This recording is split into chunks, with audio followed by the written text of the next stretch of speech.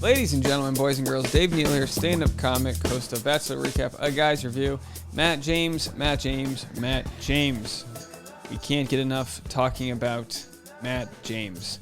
He has, well, they always say deleted Instagram, but we know this is just a pause. He's kind of wiped his social media dry, off of Instagram, that is, following his devastating quasi-breakup with Rachael Kirkconnell on Monday night's episode of After the Final Rose. Now, as we know, they filmed that weeks ago, so it's not like he's exactly heartbroken from Monday night, but this was the first chance for the nation to kind of understand what was going through his head, and he has received a ton of hate. Rachael Kirkconnell has received a ton of hate, although she's probably used to it at this point since she's been getting it for a good while now.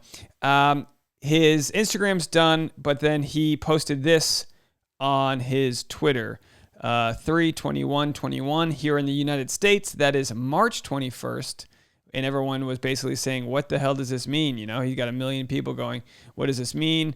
Someone said attention seeking if he's deleted Insta and still posting something so cryptic.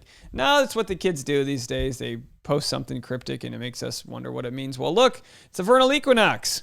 March 21st, first day of spring, right? That's the only thing I could think of. With the spring equinox, your spirit is waking up with new ideas and new dreams for your life. But with this, that doesn't make sense. With the spring equinox, the earth returns to a place of perfect balance. Day and night are equal, the light and the dark, bringing the return of some much-needed balance into your own life. Overall, spring is a joyful time. Listen, I wish Matt James nothing but balance and joy in his life. He was on Bill Simmons' podcast, which is a long episode, as podcasts generally are, so I'm not going to begin to cover the whole thing. I will read for you guys some of the quotes from that, but of course, just go on to your phones, get a nice, put it in, clean your house, do what you need to do, and hear Matt James out. He comes off pretty level-headed, and he seems to be dealing with an incredible circumstance, I think, as best as one could deal. There's really no person who's had to deal with their love life being broken up on national TV like this because of, in the current times, at least, is a very unique experience. Matt James shares thoughts on Chris Harrison's controversy, possibility of getting back together with Rachael Kirkconnell. So he talks about that. He talks about not wanting Chris to be canceled. And all in all, he's pretty out there and open. And, it was interesting to hear he was on the Bill Simmons podcast because normally they do the circuit, right? They do the Bachelor circuit. A lot of people have said, hey, Dave, you should get so-and-so on your podcast. And I go, look, people have asked to go on my show and they've been declined from the Bachelor producers because I'm not off the vine, I'm not Chatty Broads, I'm not one of those kind of like in your pocket podcasts, which is totally fine. That's just what they do. They don't want to have their star and their sort of recipe messed with. So let's just read a few quotes from this, and then you guys can go listen to the full thing if you so choose. Speaking about the photos of Kirkconnell taken at a sorority antebellum party, James revealed how he first learned of their existence. Just like everybody else did. TikTok, Twitter, it's constantly in your feed. And you don't want to think that someone knows your person better than you do. You know what I mean? So it's like I'm taking everything with a grain of salt. And isn't that right? I mean, you find things out online, you hear a rumor, it's like, okay, let's believe my own intuition. You want to believe your gut first. And he says, as you know, dismiss it. And as it continues to come up again and again and again, and then when it's addressed formally in the statement that Rachael put out, it's just a devastating blow. It's heartbreaking because everything is real at the moment. It's no longer rumors. It's real. What I find interesting is you really weren't able to straighten this out with Rachael before her statement. I mean, this stuff was out there, and I'm not blaming you. I'm just surprised. If I were Rachael, I would think the first thing I would do would be to FaceTime you and line item straight down everything. I've never heard of this girl. That can't be true. Those photos are real. We were doing X, Y, and Z. I'm going to do better. I'm going to look into it. Basically, the 7.5 minute Instagram video she gave us as an audience, I'm surprised she didn't give that to Matt James up front. And maybe she did. Maybe he's just, putting all the pieces together. When you see things like that, that's part of me that you don't understand. And you have to take a step back and allow that person to put in the work. I always say, put in the work. Everyone's saying, put in the work. Putting in the work is educating yourself. It's hiring a person of color, a woman of color, to show you the nuances of how to act and how not to act. Some people didn't grow up in diverse backgrounds like I did. I grew up with black, white, Jewish, Asian communities all around me. And I'm not going to make excuses for anybody, but those types of relationships I had growing up allowed me allowed me to appreciate those cultures and things that you should respect about just general decency. He's got a great point. And just like he says he hasn't been in love, he needs to understand that how he handled breaking up, it was something that was on like a lower level, like less stakes level of ignorance, where he wasn't there to make sure Michelle was okay. He wasn't there to kind of like do the work that someone should do when they're breaking up with somebody. You know what I mean? Do the work when it comes to conscious uncoupling, as they say. Now, I'm not trying to compare racism to breaking up with somebody. They're very different. But I'm comparing the idea that you don't know what you don't know, and that's what ignorance is. So when you don't know what you don't know how you would react because it's new information in an otherwise proven ecosystem of how things work. I know I got to drink water. I know if I go out drinking too much, I need an ibuprofen in the morning. I know that I got to get my protein. I need to get my greens. I need to wash behind my ears. You know what you know. And then all of a sudden you're thrown in a new circumstance. In Rachel's case, maybe it's dating a person of color. I don't know if it was the first time, but for sure it was on national TV where she was exposed the way she was. And now Matt dealing with Rachel's mom. You just don't know what's going to happen until you put yourself in the ecosystem that is there and then have to deal with the results. And unfortunately, when it's in front of the national television audience, like I said, it was kind of like we were watching the Truman Show of Matt James. Sadly enough, we all know the dirty laundry that's involved. So he can't just write off his girlfriends or his fiancés, racist past or ignorance. You can't just write it off when the whole world knows. It's a sad fact to his life story now. The tough thing is having to explain to America why those pictures are problematic to me. James explains of why he chose to end the relationship. You hear people harping on forgiveness, and I forgave her when she told me. That doesn't mean I'm not disappointed and that I don't want her to do better.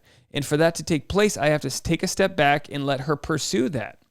You know, because a lot of people say, what does it mean to do the work? Everyone says do the work. What does it mean? I think he laid it out pretty clearly. What it means is let your actions speak louder than your words. You've said the words. Now let's watch your actions while I kind of, take care of myself. A lot of people are going to ask, well, they do the Hannah Brown comparison. Well, Hannah Brown had photos taken. Why didn't you condemn her? He's not having kids or planning to have a family with Hannah Brown. He's not going to have kids that are going to Google this and see this and all that. So the lack of an intimate relationship with a friend, it gives you the chance to love what's good about your friends, but you don't have to hold them to the same standard. You hold a lover, somebody that you're going to spend your life with, travel to foreign places with, be with their parents. Rachel's mom, Kim Kirkconnell, would be the grandmother to whatever kids they have. This is important stuff. James also shared his thoughts on Chris Harrison's unfortunate interview with former Bachelorette Rachel Lindsay, in which he defended Kirkconnell from what he described as the woke police. As I watched that interview with Chris and Rachel, I thought I was in an alternate reality, admitted James. Like it didn't even seem real as it was coming out. It was sad. It was sad to hear that because I'd had so many conversations about how I was feeling, what I was going through, and that crazy process that I was in. And it's hard to imagine that Harrison could really sympathize with what I was feeling. And I think that's why the network ultimately did a great job in having Emmanuel Acho come in and run that after the final rose. James pointed out he doesn't believe Harrison should be canceled, but Chris has outlined in his statement that he's committed to putting in the work. He's taken a step back, so I respect that. And I hope that he does, and I don't think anybody should be trying to cancel him. We should be calling him in to do that work that he's outlined that he wants to do. He's taken a step back to commit to doing that, as I look forward to seeing him do that. So I look forward to seeing him do that. Yeah, I mean, Chris Harrison can do all the work he wants, but when it comes to the platform as The Bachelor, if you put him back into The Bachelor, you get to see that work.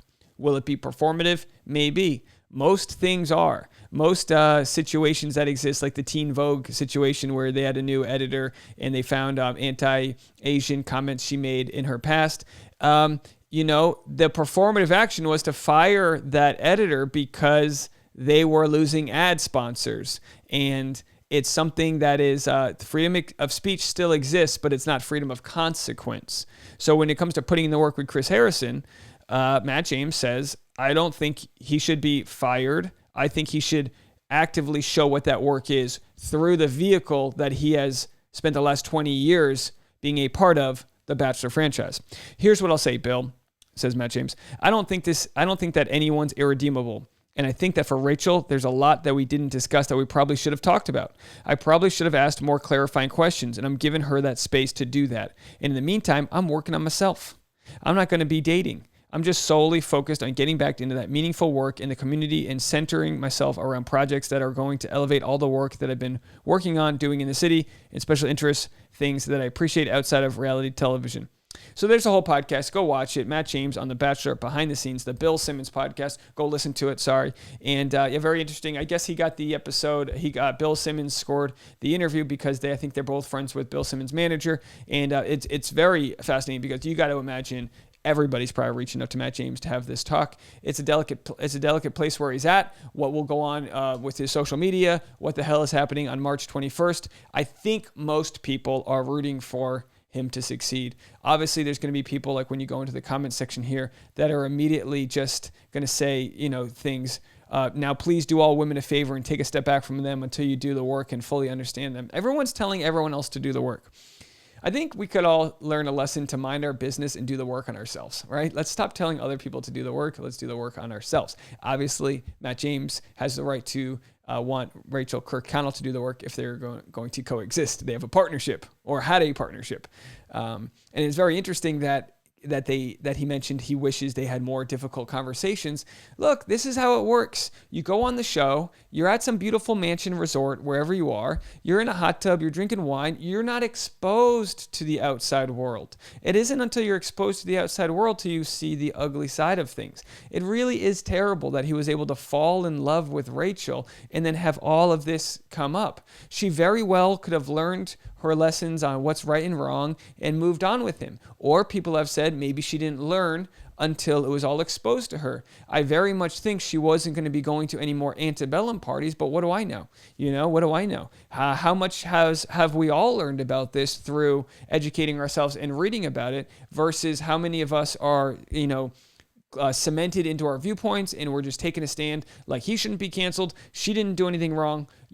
That's a very reptilian reactionary way to think that we're not going to budge on our thoughts. I've had people leave me comments and go, "Hey Dave, the more I've watched and listened to it, I've changed my mind on things." And I know when you're in the Senate, they're like, they don't want someone who's a flipper. You voted against that. Now you vote for this. It's like, look, we need to get back to a world where we respect people who change their minds when presented with new information. We need to get back to a world where we respect each other for growing and evolving. I would hope that if someone was anti-gay marriage in 2002, they had the chance to change their mind and realize they deserve the same basic human rights that the rest of the country has.